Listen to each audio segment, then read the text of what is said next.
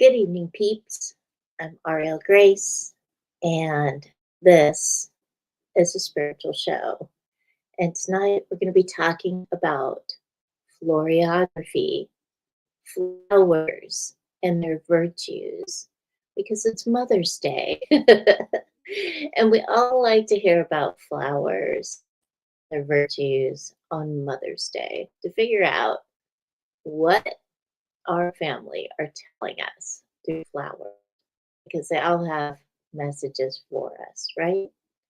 And so May is actually the prettiest month of the year. I love May. It's so, so pretty. So first, let me get this going on. Um, I'm doing $50 Friday next Friday on the 16th of May. And please, if you want to book your reading on $50 Friday, send me an email or a text at gangofgirlsinc@gmail.com. And we'll book you in. Eddie. Okay, so Haunted, a Psychic Story is free right now on Amazon. And so if you want to run, skip, and jump over there to grab it, it is a free Kindle book. And Haunted it's some haunted stories, some stories that I've had to help with haunted houses, and then how you can deal with your haunted house and your psychic kid. So go over there, check it out. All right, so last week I did the chakra meditation for Spiritual Communities Network. You can check out that video on Facebook. Okay, just run down the profile pages and you'll see it there. And check it out. It's a fun meditation, and it will take you through to help you clear your chakras, get them all nice and shiny and bright, beautiful, so that you can get through your week. Okay? All right. So check that out. And check out Spiritual Communities Network on Facebook and Spiritual Communities Network on Instagram as well. If you're using one or the other or both or whatever, because it's a great place to go if you want to learn more about psychic development or any other kind of spiritual, metaphysical type of thing. You'll find it there at Spiritual Communities Network. Okay, all right. So happy Mother's Day. And like I said, we're going to be talking about flowers. So floriography has been around for a millennia, like since people were walking the earth. Actually, they made up stories about flowers, mythology. There's a lot of mythology about flowers, and so there's a lot of different stories. And tonight we're going to be talking about the Victorians and most their idea of what floriography was. Because back in the day, like even before the Victorians, people would give flowers, and suitors would give flowers to people, and sweethearts back and forth, uh, to tell their story or to tell them like how much they loved them or hated them, or maybe not attracted to you, kind of thing. And so flowers will tell a story when gathered together in a bouquet or even just a single flower. And it depends on the depth of the color of the flower as well. So many cultures have done this, not just the Victorians. Even here in America, we have done this. So their fragrances will tell us things, and the flowers themselves and how they grow. So flowers have been given virtues, just like herbs. And like if you gave basil to somebody, that meant that you really didn't like them. So ivy has many different meanings, but mostly ivy means affection. All right. So flowers have been given use, and bouquets can be messages to someone you love or dislike, or just want to send a message to, like congratulations or um, happiness, friendship, optimism, things like that. So, gardens have always been places where we can appreciate nature and beauty. So, what is your in your garden, and what does it mean? What do the flowers mean that are in your garden? So, a lot of gardens have been created all over the world, and they've been created for love. They've been created to appreciate beauty. They've been created for education. Botanical gardens, if there's a botanical garden near you, go check it out, really, and stop and appreciate and smell the flowers. So, I love flowers. I am always taking pictures of flowers. If I go out, it doesn't matter where I am. If there's flowers there, I'm over taking pictures. And I've done some crazy things to get pictures of flowers, including climbing trees, climbing fences, standing on top of things, asking taller people to get a picture of a flower for me.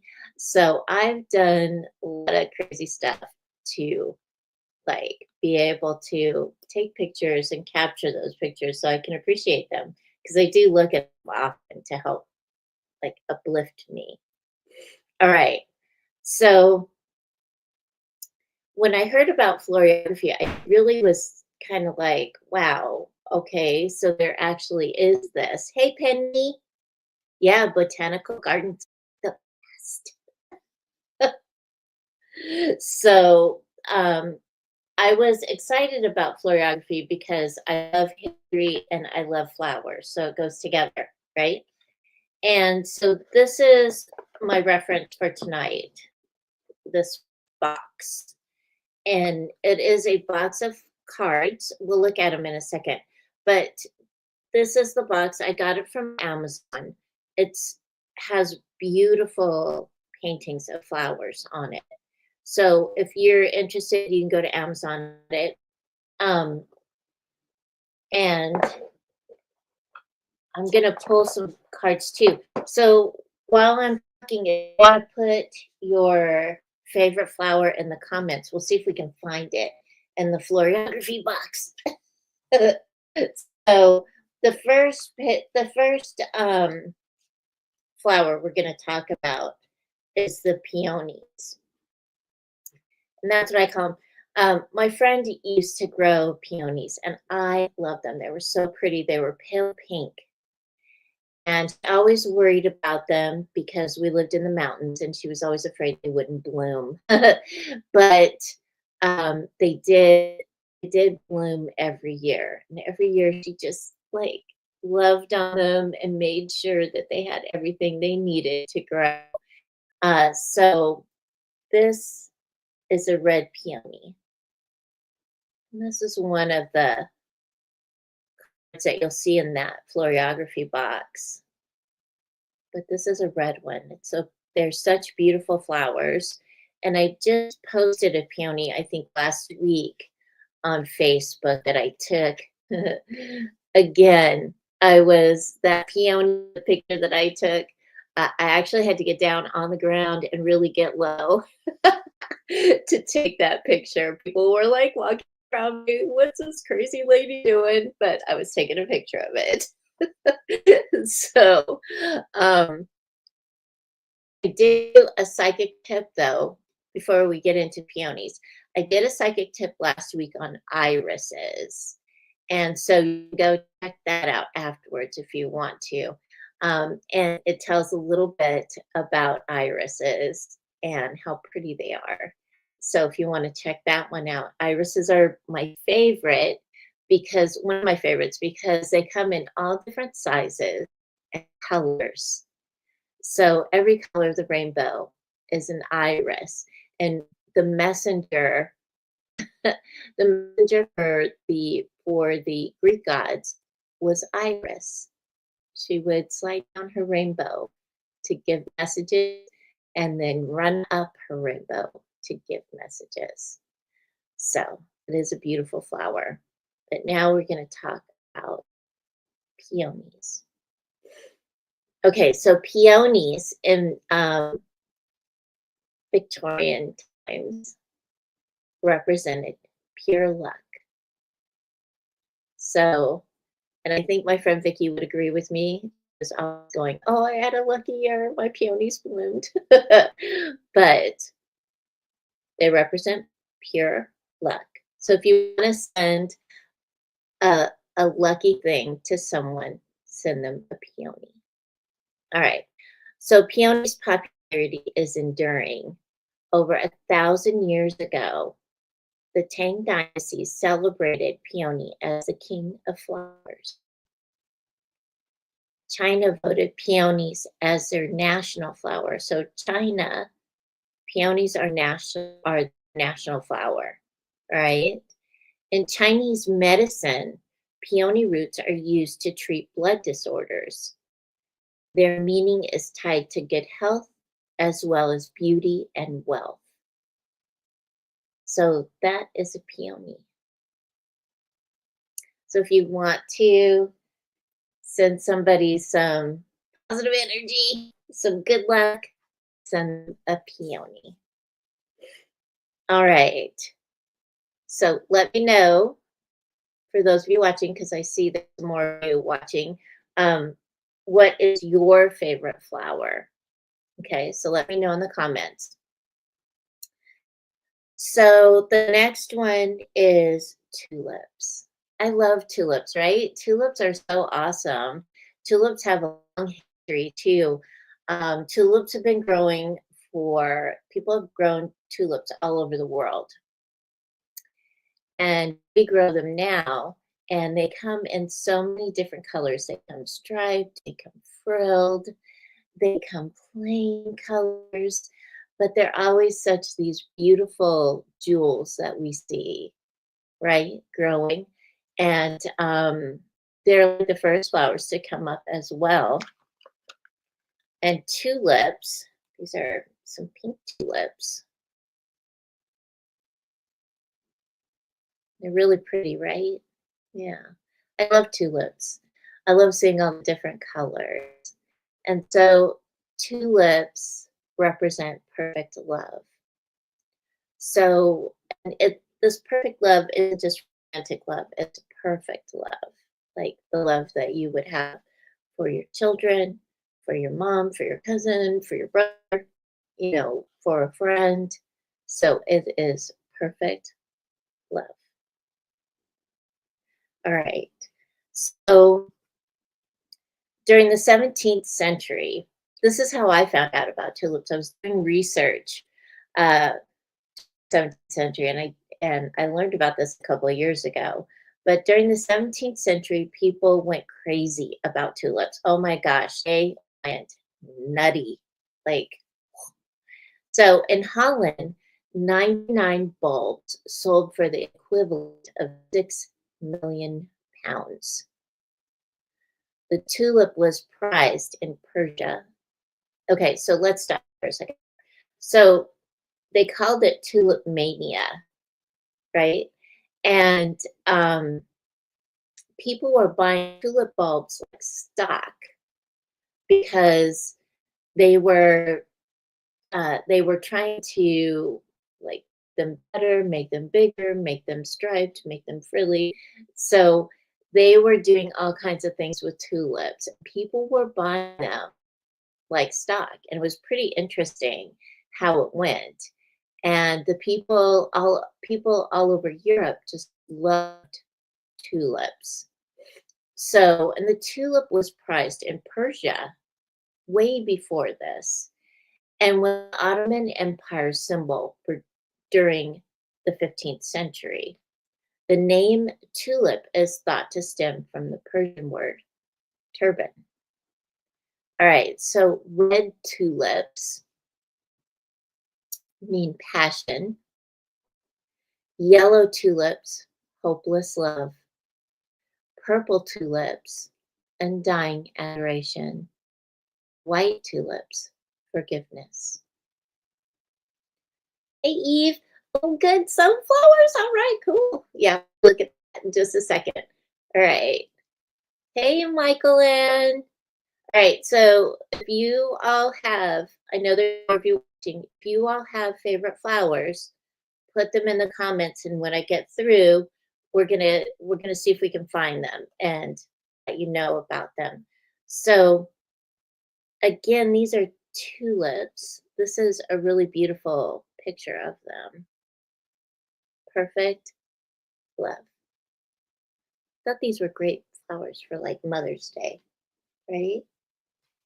You want to wish your mom good luck and perfect love.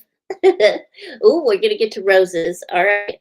So the next one is lilacs. And I had lilacs in Colorado. Lilacs, you can get, like, what happens when a lilac bush grows is it gets these little offshoots. And so I went to my friend's house and I dug up 2 or 3 offshoots of her lilac bushes. And I brought them home and I put them in water for a week.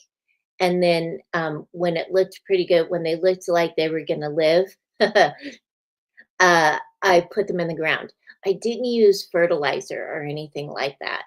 I just put them in water and put them near the window so that they would get some sun.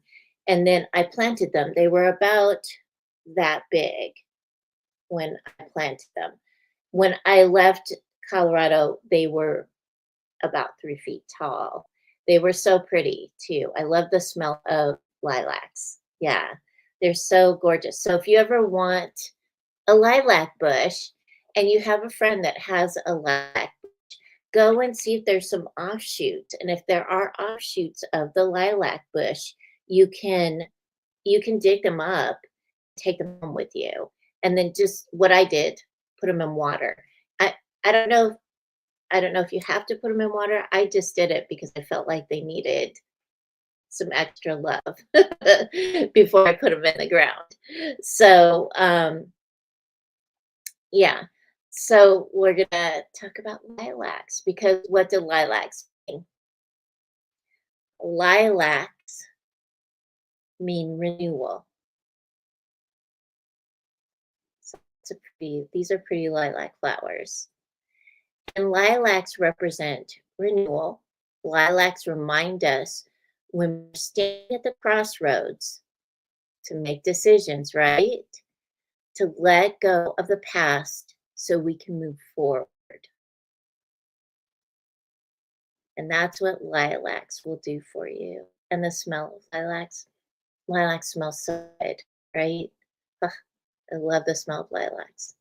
The Victorian Britons, the widows wore purple lilac to commemorate their lost husbands, as it was associated with nostalgia and bygone love. Again, a decision you make at the crossroads, right? Yeah. So the lilac scent is so powerful and unmistakable that the Celts believed held magical powers because it was just, you know, made you feel so good. So it is still said to hold the power to clear energy in a space and drive away negativity. So get some lilac bushes, people. All right. So lilacs are also edible. They are. You can use them to decorate cakes and you can put them in your salad. Mm, pretty cool, huh? I like lilacs. Lilacs are so nice. So, all right. Now we're going to talk about the roses because we can't do a floriography show without talking about roses. And roses are our symbols of love, right? The deeper the color of a rose, the more, the deeper the sentiment. Okay. All right.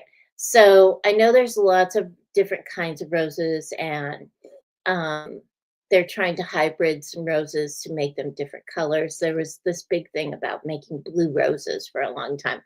And I think they were able to make like a lavender one or a lavendery blue one or something like that. Um, but roses have been around for ancient times, right? Um, they grow all over the world. People have used, given roses because they love. And so roses were thought to have been given as gifts from the gods. And we know the scent of the roses is the highest scent of all. It is the scent of love, right? So we're going to start with the yellow rose. This is the yellow rose. These pictures on these Floriography cards are so beautiful. Holy cow. They're just gorgeous. So yellow roses represent platonic love. It's the friendship flower that brings sunshine, optimism, happiness, and joy. So in China and other Eastern cultures, yellow also represents wisdom, insight, and harmony. Yellow roses were introduced um, to Europe from the Middle East in the 18th century. The original yellow roses had no fragrance. They didn't. When the yellow roses were brought over to um, Europe, that's when they received the fragrance. They hybrided them. They started messing with them to get them to have a fragrance. So if you smell a pink rose or a red rose, they smell, the roses smell different, but a yellow rose will smell like a red rose. It will. Those, if you have some friends that need some happiness, you can send them some roses. Okay, so the pink rose. There it is. So pink roses represent grace, perfect happiness. Pink roses are thought to be the oldest of the rose species. And the reason why we think this is because they found some fossilized pink rose petals from like, what was it, 40 million years ago? Something like that, something crazy like that. And so they're thought to be the oldest of the roses. And they smell really good. So they're the ultimate, or they're the dark pink roses represent gratitude. So we have pink, this is a medium pink one, but the dark pink roses, gratitude. Light pink, like this one, represents appreciation and grace. The hot pink ones are confidence, energy, and joy. So you can put now you know what pink is to give to people. Aren't they pretty? Okay. Now, the red rose. I'm going to bring it out here like this so you can see it really good. This rose, the red rose. All right, so red roses represent romantic love. So Aphrodite is credited with creating red roses. She is the creator. And hey, she is a goddess of love, right? There you go. So she is a goddess of love and fertility, and she's accredited for creating the red rose. So bright red roses represent respect. All right. Deeper shades like this, or even deeper, actually deeper than this, more like reddish burgundy-ish color, represent mourning. All right. But a red rose like this color rose, is the love rose, the romaine. So putting together a red rose with white rose means uh, togetherness, unity, unifying love. All right. And then putting yellow roses in with the red roses is for congratulations and excitement. Nice. Yeah. So, um, and I just bought a geranium yesterday. I saved it from Walmart. Let me see if I can find the picture of it. But geraniums symbolize hospitality and well-being. So a pot of geraniums, Victorian windowsill, signaled warm welcome, right? Egyptian ceremonies, they were symbols or emblems for fertility and health. So I don't know if you've ever smelled a geranium before, but they smell so good. I just love the smell of geraniums. And so I just took a picture of it today because it's looking better. So let me see if I can find it. Find it. Ah, here it is. I don't know if you can see it very well, but I'll post the picture later. Um, but it's a pink geranium. Pink. So there it is. Now you can see it. That's the geranium I saved from Walmart. It's doing really good right now. I always try to keep geraniums. I've been putting it off because I'm looking for a house to buy. And I was like, oh, I can't buy any geraniums. No, going to go walk past the flowers. No. So, but yesterday I was just like, gotta save it. And it's a baby one, so it'll work. All right, so we're gonna be looking at sunflowers. Okay, because I think I have sunflowers in here. Um, and oh no, those aren't it.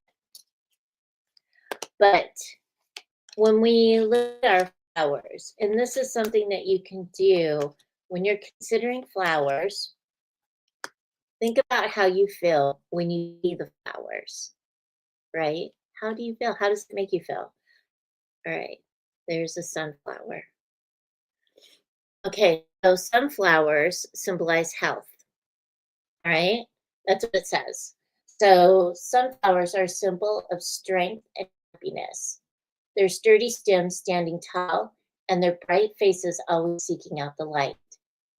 This, this sun worshiper has been the object of many artists' affections, including British textile designer William Morris, and of course, Van Gogh, who famously said, "Sunflowers are mine."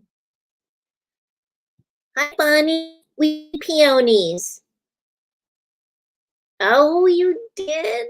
Oh no, just I don't know how to make peonies bloom. I know they're like a mystery. The peony that I took a picture of was in the park, so I couldn't tell like the soil or anything. It had all the stuff all around it. But yeah, peonies are so pretty. I love them. Yeah. So during the time of smallpox, it was believed that wearing a sunflower around your neck would prevent you from catching the illness. And to this day, they are associated with good health. They're the perfect flower to say, get well soon, and will inject a healthy dose of sunshine into their surroundings. Make sure you choose your recipient carefully, however, as they also carry negative meanings of haughtiness, false appearances, and lofty pride, perhaps because of their towering height. So there's a sunflower. let's see. Okay, so we have lavender too, right? We did roses. All right, so let's look because I think there might be lavender in here.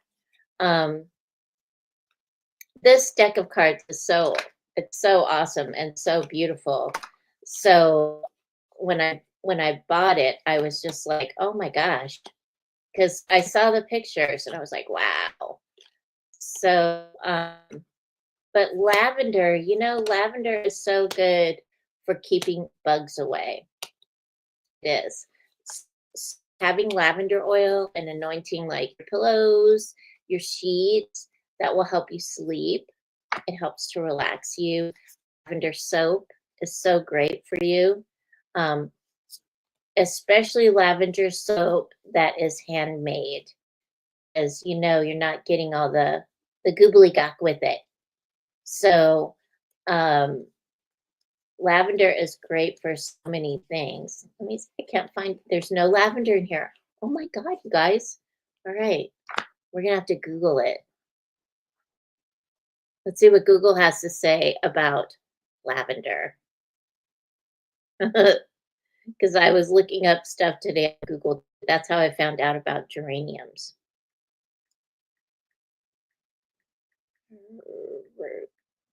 Oops. Go. Okay, so it says here lavender is widely recognized for its calming and soothing properties, making it a popular choice for relaxation, stress reduction, and sleep improvement. Beyond aromatherapy, lavender is also used for its skin and hair benefits, including wound healing, hair repair, and potential anti inflammatory effects. So, um, and symbolism. Lavender is often associated with purity, devotion, serenity, and calmness. Probably because it calms you down, right? Oh my God. Yeah, no, peonies, peonies do need um ants to help them because the ants get in and help open the petals. So they do need ants. Yeah. Okay. Hydrangea. Lavender helps keeps mosquitoes away, and so do marigolds. Marigolds do that too. So if you want to grow marigolds like in front of your house, mosquitoes don't like marigolds.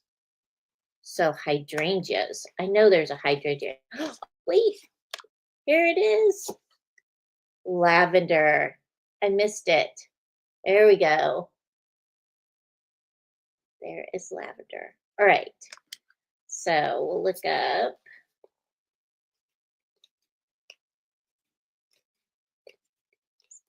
I'm surprised you guys haven't asked. Yeah, they do need sunshine. Peonies need sunshine. So they need like direct sunlight.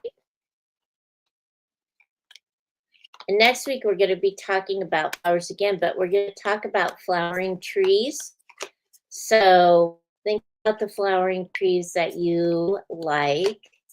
And I'm going to pick some flowering trees because there's, the cherry blossom trees. Aren't they beautiful? Okay. So hydrangeas. Here we go.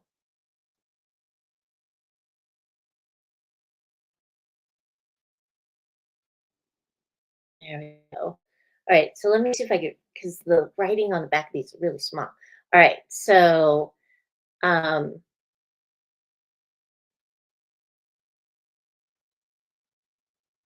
okay. So hydrangeas are, okay. Thank you for understanding. So it's like an understanding card. In Japan, they are tied to the sentiments of gratitude and also symbolize true love and marriage, making them a popular choice for bridal bouquets. So that's pretty cool, huh? I don't know, do hydrangeas hold up as a bouquet? I guess they would, huh?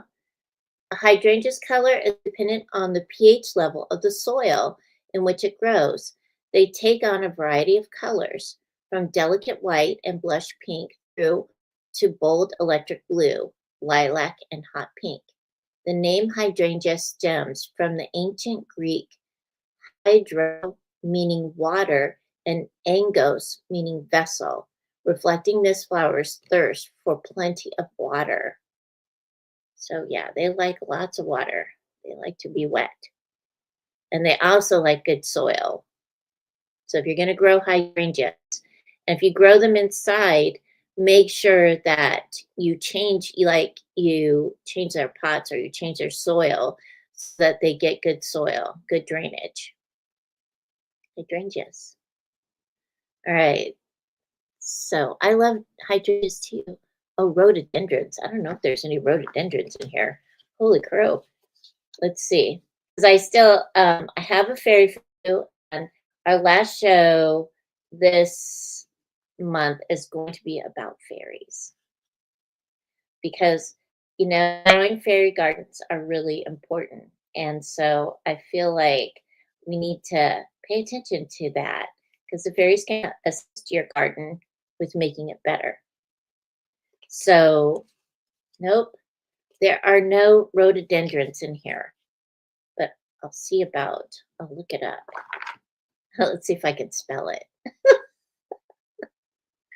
And then we'll check out our fairy for the week because she's a cool fairy.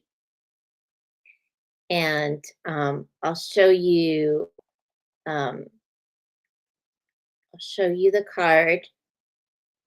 Here we go. Rhododendron virtue. Go. Okay, so hold on. So rhododendron, that's what it's called. It's called a virtue. Is not a common or recognized name for a specific rhododendron variety. However, the concept of virtuous garden or plants associated with virtues is explored in some Catholic gardening circles. Specifically, the Catholic Mom website mentions a dark pink azalea, Rhododendron prudence, which is used to represent the virtue of prudence. So they're all named after different virtues. The red rhododendron is virtue. The pink one is prudence. So when you look at them, then you know. Okay. All right. Okay. So first, I want to show you. All right. So this I got years ago. This is the fairy deck that I have. And I've had this for a really long time. I love this fairy deck. And so every once in a while I take it out. Right now it's sitting under my desk and the box is open because it has a special fairy box. So this is the Fairy Oracle, right? And it's by Brian Froud. Okay. In case you're gonna look for it. I think you can get this deck pretty much at every metaphysical store. If you can't find it at a metaphysical store, you can get it on Amazon. I'm pretty sure you can get it on Amazon. I bought this, or no, I bought these cards. So I can't remember where I bought them from, but it was a long time ago. It was probably in a store. So this is Iris. Her name is actually Iris of the Rainbows. It's got a lot going on there, right? So she's Iris of the Rainbows. This is our fairy. And I thought we would do this one today. I was talking about Iris for the psychic tip of the day. So Iris shows the light is breaking through the storm. She brings us the energy of hope. Hope is a powerful force and can speed up events when maintained. She reminds us of the brightness and the beauty all around us. Remember to grow, expand, and keep your energy flowing and growing like Iris of the rainbow. So, a lot of us are having some doubts about things going on, but we always need to look when the storm comes through. There's always partings in the clouds. The sun shines through. And when the sun shines through, it helps us feel warm again. It helps us feel better again. And so just remember that there is always a silver lining. There's always hope. Maintain your hope. Okay? And do the things that you can do to assist yourself every day, presently, and as you plan for your future. All right? That's what Iris helps us remember. Hope. Hope is. Hope is a really strong feeling to have. It's a great thing to have. All right? All right. Iris of the rainbow. She's really pretty, isn't she? All right. So that's our show for tonight. I hope you liked it. And next week, we're going to be talking about flowering trees. So think about the flowering trees that you like, write it down, and if you want, send it to me and I'll look them up for you. Because I really feel like this is a great way for us to get back into nature, to garden, to really ground ourselves, to appreciate beauty, and to appreciate the gifts that we've been given here on earth, right? Right. So every day, remember that. Remember to stop, smell the flowers, admire them, admire what's going on around you in the natural world. Okay? Okay. Because it can uplift you and help you feel so much better. Okay. So I hope you enjoyed the show and have a wonderful, wonderful week. Remember, keep your heart open and aligned with energy. I'll see you next time. Bye.